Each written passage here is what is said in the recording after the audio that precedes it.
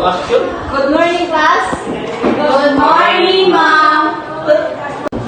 So, ngayon, gugrupo kayo at kayong tatlo ang magkakaroon. Ako, ang daming pinapagawa ni ma'am. Bala na rin. Anong gagawin natin yan sa solidarity na pinapagawa ni ma'am? So, ngayon, magplano tayo para maalis natin ng...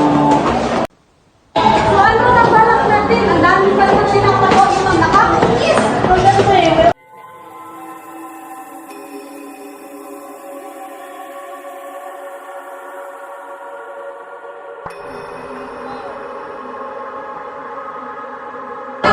Pwede na natin gawin yun.